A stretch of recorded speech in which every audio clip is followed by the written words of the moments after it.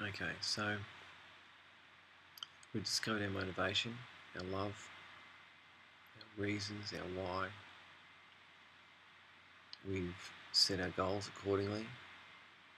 We're excited about achieving our goals and what that means. This in turn drives our discipline, and we've set up our small and intermediate goals, all of which excite us greatly. And now we're actually on the road, taking the steps one day at a time.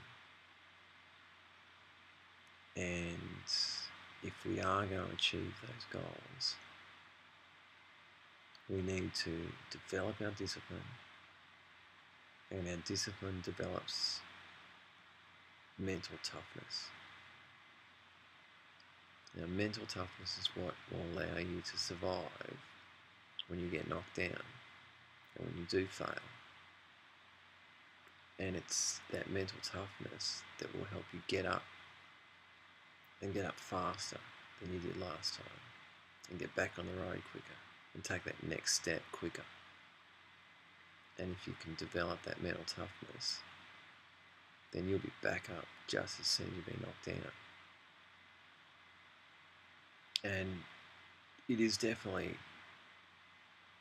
I see it as slightly different to discipline itself, but it's linked, very, very strongly linked with discipline.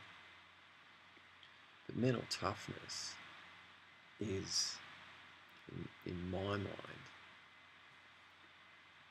that ability to brush off those negative thoughts that you have yourself, to dismiss them, the negative thoughts and comments and actions of people around you, to dismiss the doubts of others, to dismiss your own doubts. Essentially, mental toughness means dismissing anything that in any way hinders you from that next step. And it's the next step that's important.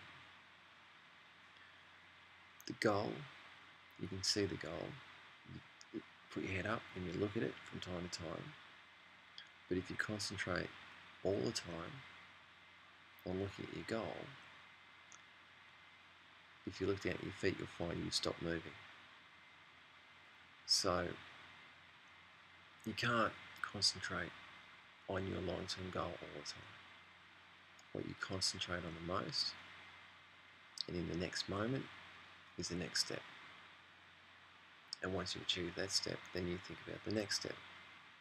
And that's where you put your concentration, that's where you put your focus.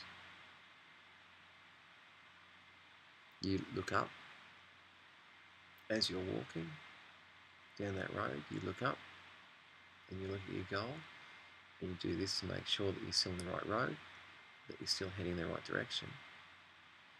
But mental toughness is about that next step, and about dismissing anything that's between you and that next step.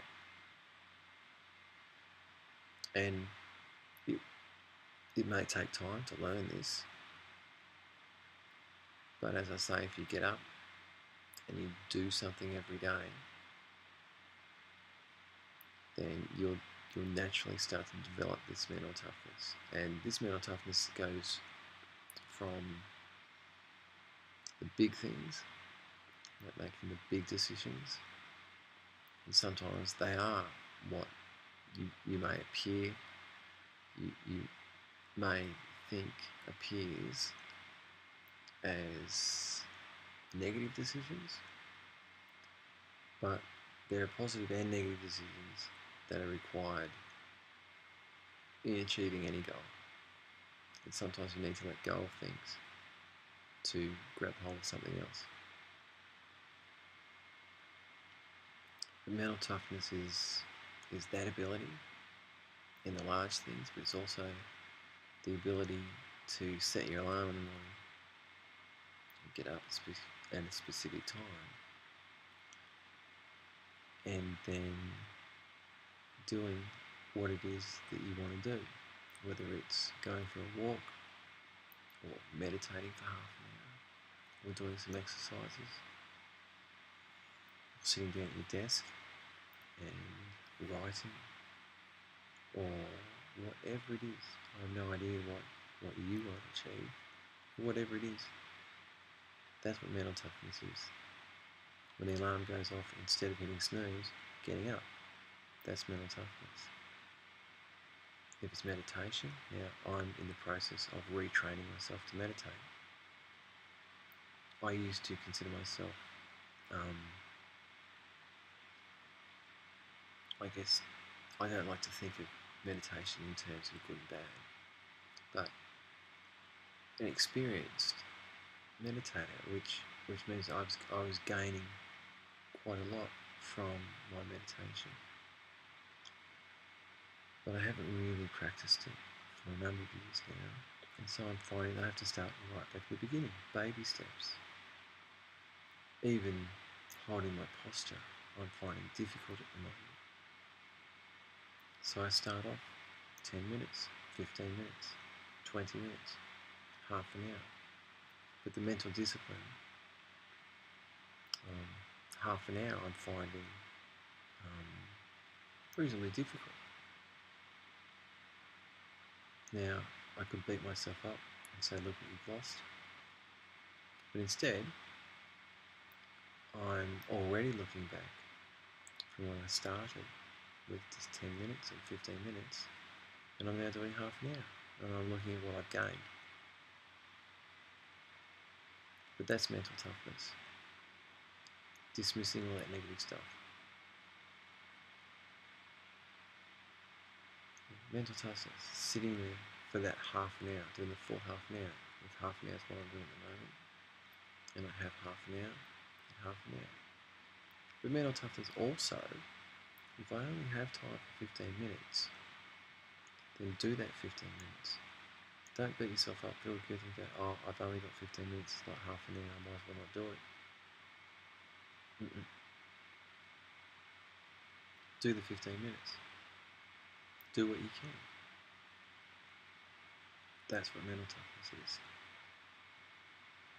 Now, I'm looking at myself on the screen here and looking at my red eyes here and realising that it's probably way past 3 o'clock. And I think I've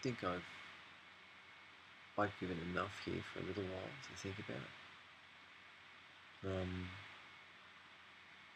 I know I still haven't got to my personal specific strategies, but I guess covering all of this first makes far more sense, because I've given you, I guess, an insight into the way I perceive these things. I hope it's coherent enough, because I've really just been I've just been making this up as I go along, and I realise watching myself on these videos, I probably should write this stuff, because I'm a far more eloquent writer than I am a speaker. But I'm also guessing that because I speak the way I do, I'm finding that people are relating to the blog, so it's not a bad thing. But yeah, there's a little insight into some of my personal philosophies, and they seem to have held me in good stead. And look, I'm not claiming originator ownership of any of this either. I've put all these together from many years of reading, many years of watching things, many years of spending time with mentors. And actually, mentors is a completely different blog again. Mentors are extremely important, and that's also something I learned way back when I was first in high school playing trumpet. my first real, genuine mentor, I guess, was a cornet player who was Australia's finest cornet player called David King.